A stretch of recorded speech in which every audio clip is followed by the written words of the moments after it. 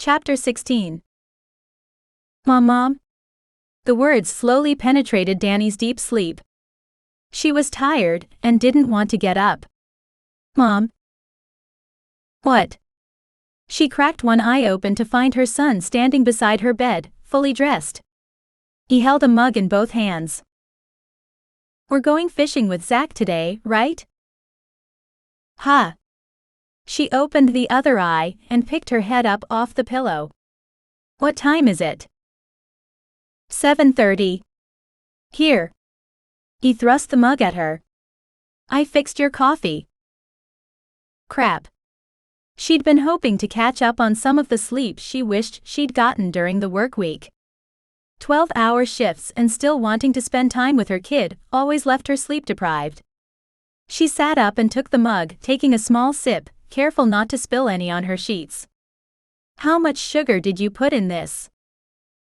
I don't know, 3 or 4 spoons. Mark was shifting from one foot to the other, impatiently waiting for her to get up and get moving. Next time for 3 or 4 spoonfuls, use the little spoons. With the big ones, 1 is sufficient. Okay. He watched her a few seconds longer. When are we leaving? Dani resisted the urge to snap in response and tell him after she'd gotten 3 more hours sleep. Instead, she looked toward the window on the far side of her bed. So far, it looked like a clear, beautiful day. It's still early. We have plenty of time. I doubt Zach's even up yet. Mark's face fell. What are we going to do about breakfast? Food was always a good way to distract Mark, she'd learned that a long time ago. I don't know. I was thinking maybe waffles. Can you go get out the waffle iron and a bowl?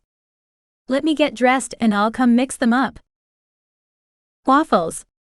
He took off at a run, and Dani let her head fall for a second. She might as well get up and face the day. Maybe Zach would keep him occupied on the lake, and she'd get a chance to nap a little.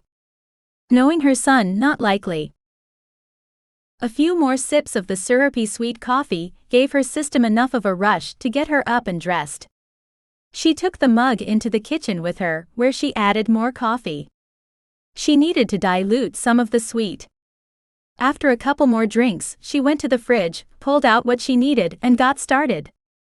Mark loved waffles, and she knew the offer would buy her a little more time.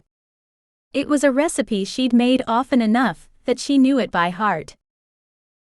Who's hungry? She called when the first one came out of the waffle iron. Before she had the machine refilled, her little boy was standing beside her. What do you want on it this morning? Mark pulled his mouth to one side in an expression she'd never seen him use, but had seen on his father's face just a couple days before. Can I have the blueberry syrup? I'm not sure we have any, check the fridge. He took off while she spread butter on the hot bread, and appeared a minute later with a bottle she thought they'd emptied. Here it is. She let him pour the syrup, making sure he didn't use the entire bottle, then watched as he started eating. As she watched him, she realized how much he reminded her of Zach, not just in looks but the way he moved. She hadn't realized it until she'd seen him again. It had just been too long to remember small things like that. Now though, it was obvious. She wondered how many would make the connection. Zach's parents would have for sure, but she didn't know who else. At least not offhand.